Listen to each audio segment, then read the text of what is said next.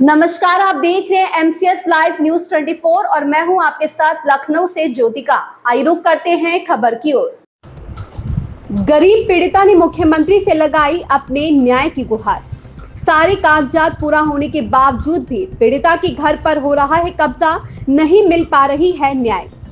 पीड़िता के पिता ब्रजलाल 17 साल पहले आबादी की जमीन में अपना छोटा सा आशियाना बनाया और अपनी पत्नी और 2 बेटियों के साथ हंसी खुशी रहने लगे। लेकिन जब दोनों बेटियों के माता पिता इस दुनिया को अलविदा कहकर चले गए तो अब दबंगों ने इनकी जमीन और मकान पर निगाही गड़ा ली है। सरकार ने जो घरौनी बनाई उसमें भी मकान इन दोनों बेटियों के नाम दर्ज है। इसके बावजूद दबंग जमीन को कब्जा करने के लिए धमकी दे रहे हैं। पीड़िता का आरोप है कि गरीब परिवार की जमीन पर कब्जा करने का प्रयास किया जा रहा है और डराया धमकाया जा रहा है।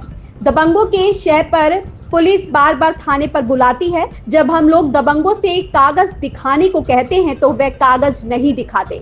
पीड़िता ने अब डीएम और मुख्यमंत्री आदित्यनाथ योगी से मिलकर अपनी पीड़ा बताई कि उनको दबंग आए दिन परेशान कर रहे हैं और उनकी जमीन को कब्जा करके बैठे हुए हैं। जबकि कुछ दिन पहले हरैया एसडीएम ने दोनों पक्षों को बुलाकर कप्तानगंज पुलिस के सामने कहा कि पुलिस जाकर दोनों पक्षों को विवादित जगह से हटाकर कानूनी कार्रवाई करे, उसके बाद जिसका हो उसको दिया जाए। लेकिन विपक्षी 2 दिन से वहां पर जबरदस्ती डेरा जमाई बैठी है। कप्तानगंज पुलिस के संज्ञान में है, पुलिस हटाने में है विफल। ग्राम सभा बेलसर थाना कप्तानगंज जिला बस्ती का है मामला। डीएम ने मामले का संज्ञान लेते हुए जांच का आदेश दिया।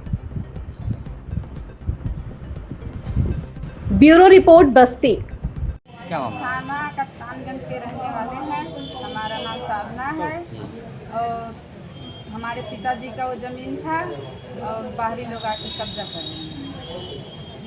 है सर, फिर खेतौनी है, कुल कागज है और तब भी कह रहे हैं कि घर हमारा रहे थे 20 साल के बाद छोड़ के चले गए 20 साल तक। नहीं तो कैसे रहे थे 20 साल? किराया पे। किराए पे। तो अब कैसे खाली करा रहे हैं आपसे? पुलिस खाली करा रही है। पुलिस क्या कह रही है? कह रही है कि क्या बोलते हैं, किसी को नहीं हटा सकते। तो पुलिस को अपना कागज आपने नहीं दिखाया? दिखाया लेकिन कोई सुनवाई नहीं हो रही। तो फिर आज कहाँ आई हैं? एसडीएम की। डीएम की। तो एप्लीकेशन दिया? जी। क्या क्या बोले वहाँ से? कुछ आश्वासन मिला? कहें थे ठीक है, कल देखता हूँ।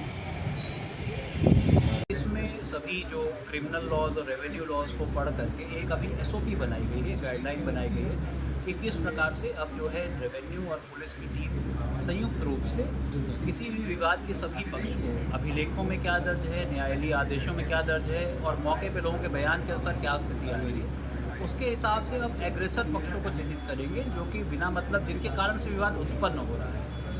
उनके स्वामित्व की स्थिति, उनकी अन्य प्रकार की स्थिति इसमें नहीं ध्यान रखी जाएगी। सम्यक रूप से कौन इसमें विवाद खड़ा कर रहा है और उसके विरुद्ध फिर बीएनएसएस के अंतर्गत और अन्य निरोधात्मक कार्रवाई करने का वो हम लोग ने एक कार्य योजना एसओपी की बनाई है।